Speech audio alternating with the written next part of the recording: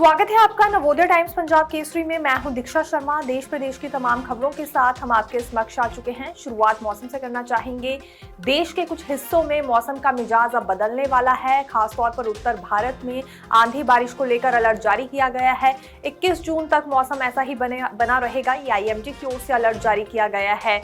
लेकिन साथ ही साथ कुछ ऐसे राज्य भी हैं जहां पर गर्मी लौट आई है।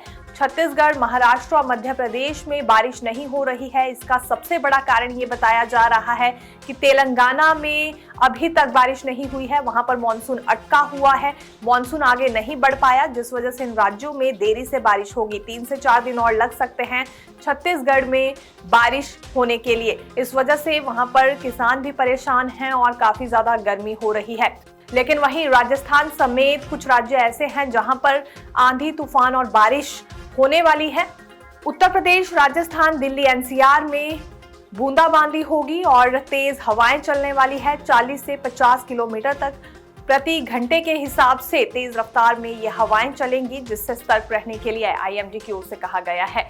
वहीं पहाड़ी राज्यों में बारिश के साथ ओलावृष्टि भी होगी, जिस वजह से किसान बागवान परेशान हैं, क्योंकि अब आने वाले समय में सेब की फसल को लेकर इनका चिंतित होना तय है। यदि ओलावृष्टि होती है तो पूरी तरह से ये फसल भी नष्ट हो जाएगी। लेकिन देखना होगा पहाड़ों पर किसानों बागवानों का कितना साथ मौसम देता है, क्योंकि इनकी आर्थिकी बागवानी पर ही निर्भर रहती है।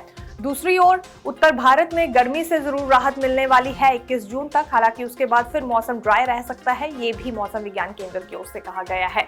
आने वाले दिन कुछ राज्यों के लिए अच्छे रहेंगे मौसम के हिसाब से, लेकिन वहीं कुछ राज्यों में गर्मी का प्रकोप भी बढ़ सकता है।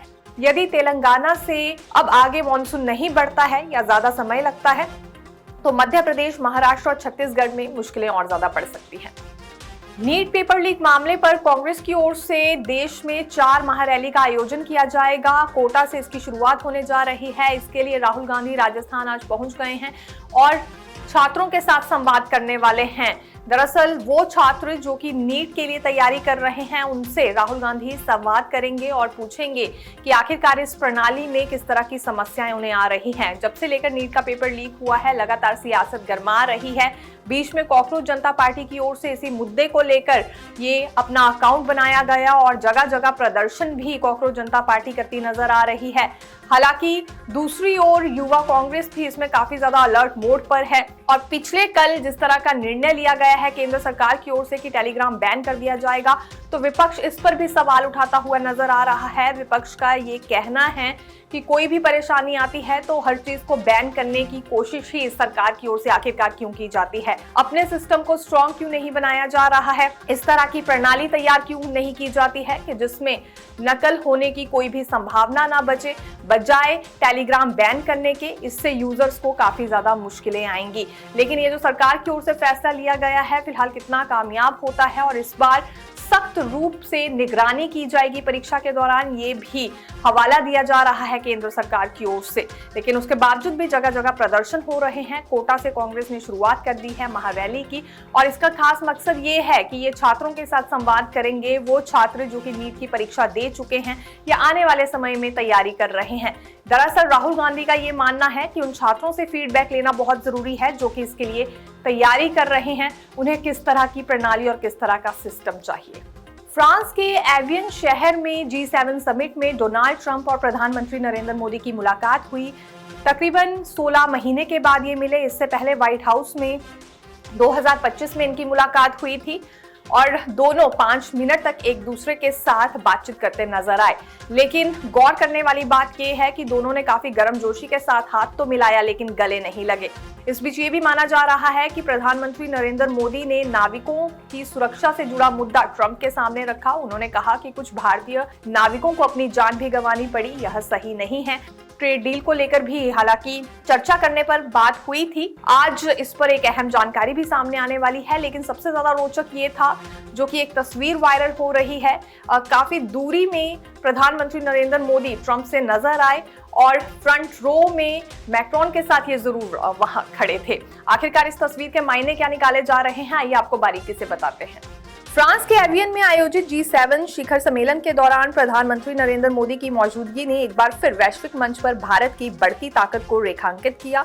G7 नेताओं की आधिकारिक समूह तस्वीर में पीएम मोदी अमेरिकी राष्ट्रपति डोनाल्ड ट्रंप और फ्रांसीसी राष्ट्रपति इमैनुअल मैक्रों के साथ पहली पंक्ति में नजर आए, लेकिन ट्रंप के साथ दूरी जरूर नजर आई प्रधानमंत्री नरेंद्र मोदी की।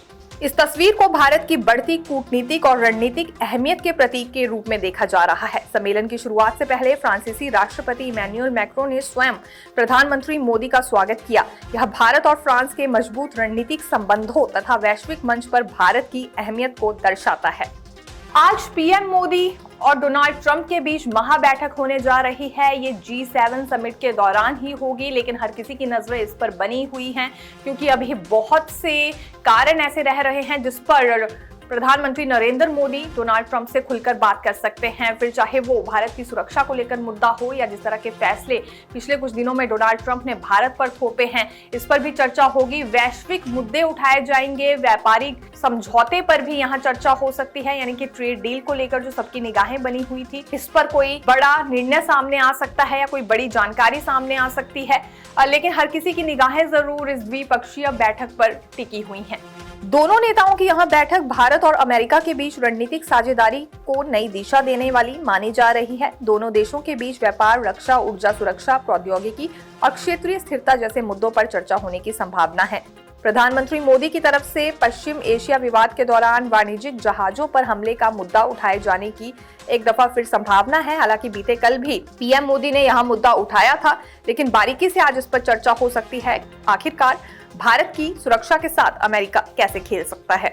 पल पल की अपडेट जानने के लिए देखते रहिए नवोदय टाइम्स पंजाब केसरी। मैं दीक्षा शर्मा, धन्यवाद।